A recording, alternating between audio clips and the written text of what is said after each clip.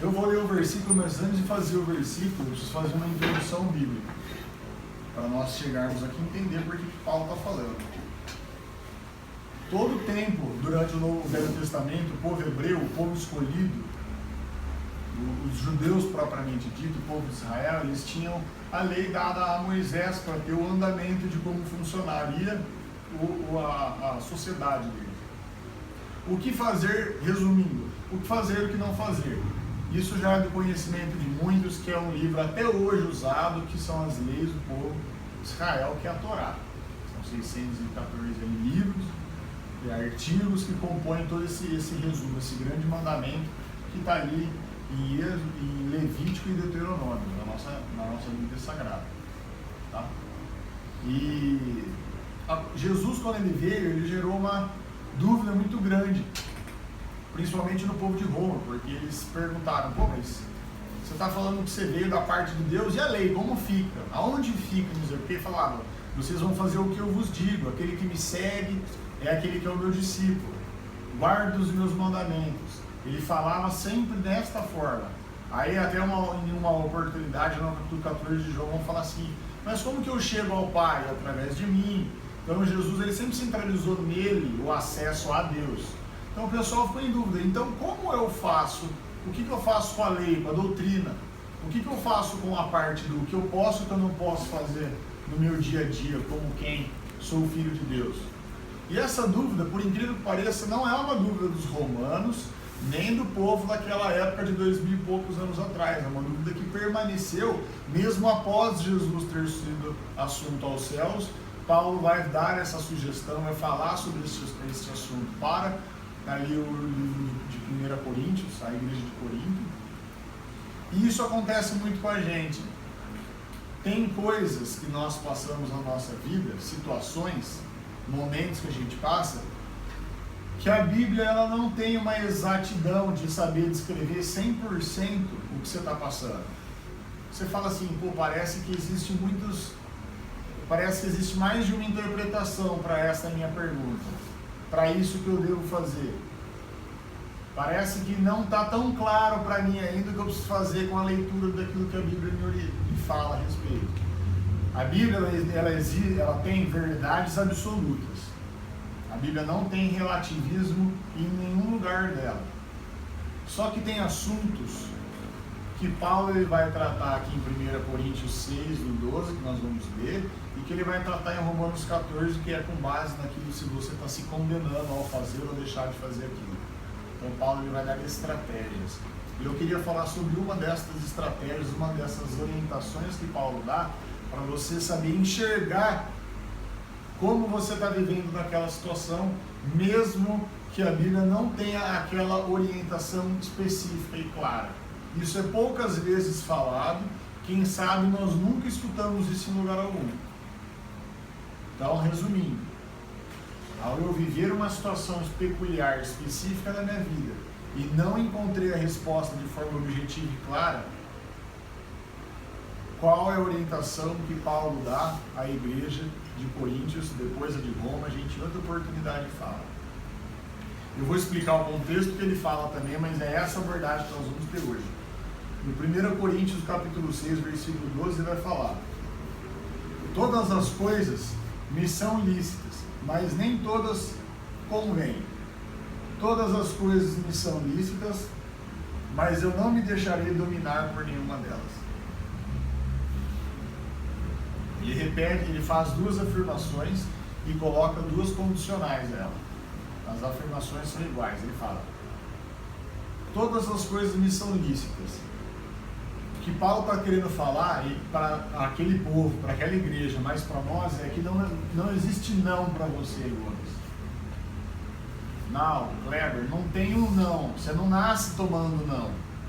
Ao contrário do que nós, muitas das vezes, o inimigo coloca na cabeça do mundo, que viver com Deus é uma vida de negação, você tem que ser uma pessoa que não pode ter direito a nada, gosto para nada, boca para nada. Não é verdade.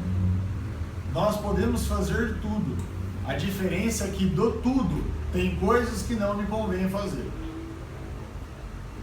E muitas destas coisas que não me convém fazer, eu tenho que agora falar o que Paulo fala no capítulo 14 de Romanos. O que não me convém fazer? Resumindo o capítulo 14 de Romanos.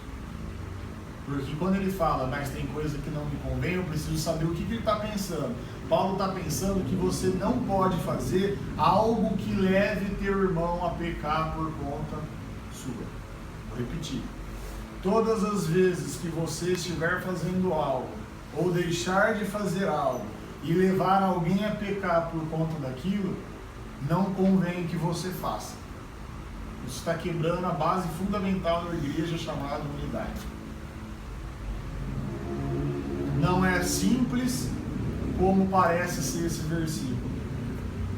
E ele dá uma ênfase muito grande. Não é um único lugar, não é esse o capítulo e versículo que ele vai falar sobre essa parte. Eu posso fazer todas as coisas. Né?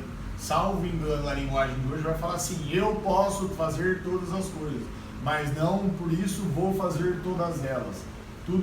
Todas as coisas me são listas, mas nem tudo me convém.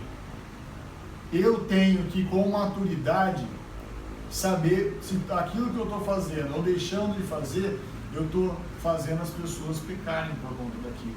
Eu preciso saber, Danilo, se o meu jeito está fazendo alguém pecar. Eu preciso saber, Dorinha, se a forma que eu falo com alguém está pecando por causa daquilo. Eu tenho que saber se a minha falta de congregar, o meu marido, o meu filho ou o meu pai está deixando de congregar também e ele está esfriando o relacionamento dele com Deus. Eu tenho que saber que se o fato de eu não estar fazendo alguma coisa, tem alguém me julgando. Então tem coisa que não convém fazer. Mesmo que a Bíblia não fala que seja pecado. Então a nossa liberdade ela é real e existente, evidente na Bíblia. Mas nós temos que saber enxergar além do nosso umbigo. Parar de olhar para a gente, porque nós temos o hábito de falar assim: estou pecando, vou me arrepender aqui. Não estou pecando, sigo em frente. Mas e as pessoas ao nosso redor? Paulo, quando ele fala para a igreja, ele não está mais querendo que a pessoa faça simplesmente uma análise para dentro aqui. Ele vai falar depois, na segunda parte do versículo, ele vai falar no individual. Aqui ele está falando no coletivo. Tem coisa que eu faço que eu posso estar prejudicando outras pessoas, sendo pedra no sapato de outros irmãos. Lá em Isaías 61, o profeta ele fala que o Espírito Santo está sobre mim porque ele me ungiu a pôr sobre os que em Sião de luto estão, sobre o corpo de Cristo, uma coroa ao invés de cinza, óleo de alegria ao invés de pranto, vestes de louvor ao invés de espírito angustiado. Ele me abriu um leque de coisas a fazer. E lá no Novo Testamento, Paulo vai virar e falar assim: alegrai-vos com os que se alegram e chorai com os que choram. Paulo está falando, para de olhar um pouco para você e começa a perceber se as coisas que você fica pensando se é para fazer ou não, o que está afetando a vida do seu irmão. Aquilo que você tem levado alguém a obedecer a palavra de Deus, mas aquilo que você tem levado outra pessoa a desobedecer a palavra de Deus, a entrar em pecado. Com base na forma com que você age, com que você fala, com o seu dia a dia, tem gente pecando por causa disso. Não é brincadeira isso. Não é fácil e nem bobo do jeito que parece esse assunto. As pessoas estão 24 horas olhando pra gente, e eu gosto de falar sobre isso, falo muito com os jovens, com os pré-adolescentes no estudo, porque quando há 3 anos atrás, na pregação do Ed, eles falaram sobre o Romanos 14, o Ed falou assim, ó, a primeira vez que eu li o Romanos 14, ele falou, foi a maior besteira que eu li na Bíblia. Você fala, eu tenho que ficar me preocupando se os outros estão pecando por minha causa? Aí começa a subir aquela sensação egoísta da gente, do tipo, os outros é problema dos outros. A salvação é individual. Depende da gente. O exemplo para que o mundo creia no testemunho do Filho de Deus, que é Jesus, nós somos o maior exemplo. Então Paulo está falando, como corpo, tudo te é lícito, mas tem coisa que não te convém fazer. Tem coisa que é bom você pensar e refletir como está a tua vida. a forma como você tem agido. Mas Deus conhece meu coração, realmente Ele te conhece, mas o inimigo, ele age no coração de quem não tem Deus. E você pode, infelizmente, estar levando outras pessoas a pecar. Isso é responsabilidade nossa também, e Paulo está sendo claro no texto. E todas as vezes que eu falo sobre esse assunto, graças a Deus hoje é memorado. Mas quando eu toco nesse assunto, é uma distração, é um problema para fazer o pessoal entender que eu tenho que repetir umas 200 vezes. Graças a Deus pela reunião de hoje. De verdade, porque é um dos temas difíceis. Todo mundo acha que não é com ele, não é comigo, eu também. Nenhum de nós está 100% aqui. Pais, dentro do teu lar, tua esposa e teus filhos podem estar em pecado por tua causa. Mães, dentro do teu lar, teu marido e teus filhos podem estar em pecado por tua causa. Filhos, dentro do teu lar, seu pai e tua mãe podem estar em pecado por tua causa. Percebemos a seriedade do assunto? Então é um passo para trás, estudar o que Paulo está falando e falando, tem coisa que não convém você fazer. Tem coisa que convém você mudar, você engolir o que você quer falar, o teu jeito, para que as pessoas não venham a pecar. E ele continua o texto e a gente vai para a segunda parte do texto, que aí sim é no individual, não tem reflexo no coletivo. Aonde é no individual ele não fala mais sobre o meio onde você está, ele vai falar sobre dentro de você agora. Aí ele repete a afirmação e fala, todas as coisas me são lícitas, mas eu não me deixarei ser dominada por elas. Essa orientação que Paulo dá é a analogia de saber se aquilo que você está vivendo, você está desobedecendo ou obedecendo a Deus. Se está agradando ou desagradando a Deus. Qual é o termômetro?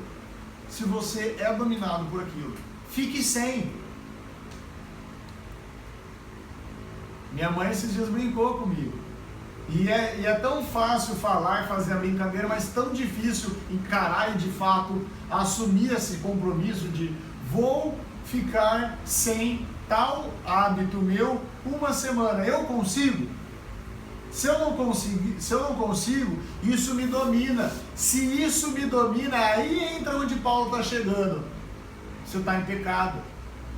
Virou idolatria, está substituindo o lugar de Deus. Isso pode ser meio de você dar legalidade para o inimigo tentar a tua vida. É tão sério, num versículo tão simples, tão batido, que a gente está de cor, salteado, já há 20 anos escutando ele nos grupos.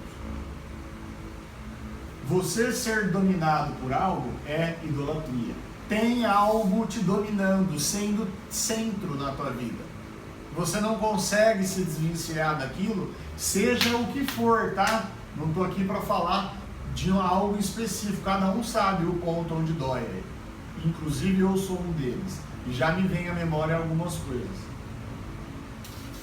Se isso daí você fizer o teste e conseguir ficar sem, que bênção que é isso daí? Isso daí não vai ser forma, ferramenta do inimigo te levar a pecar. Simples, objetivo, mas muito importante. Nós tivemos agora um pouco do peso da importância desse versículo.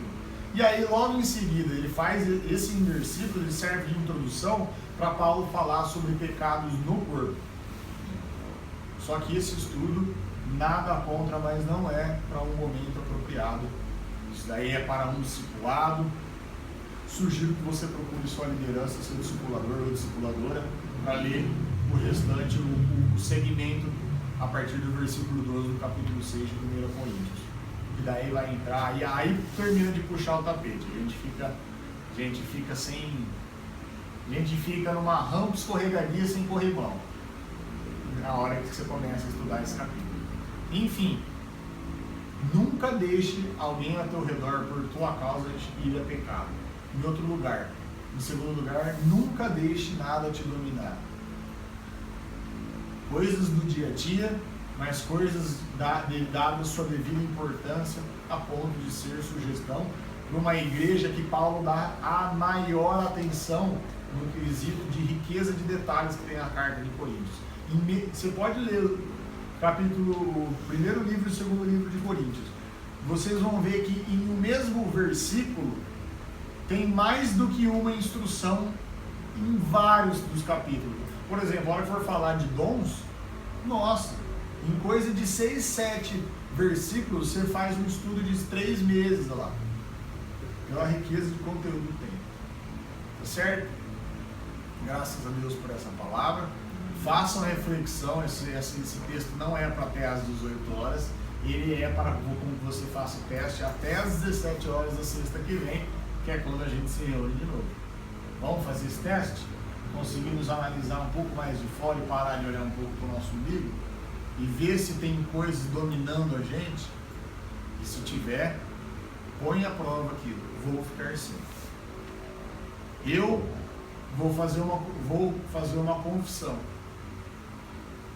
Na minha preparação para esta palavra de terça-feira, depois Deus falou comigo durante a semana através de 2 pessoas. Faltou o meu jejum. Faltou a minha abstinência. E é muito difícil. É uma palavra simples. Nós vamos sair daqui. Nossa, que palavra maravilhosa. Super fácil. A hora que você começar a colocar a abstinência de frente com a tua vida, substitua aquele tempo pela palavra de Deus. Você vai ver que você vai dar coceira, vai dar calor em você. E aí nós vamos começar a perceber o tanto que a gente precisa de Deus. Mas infinitamente mais do que a gente pensa. Amém? Amém.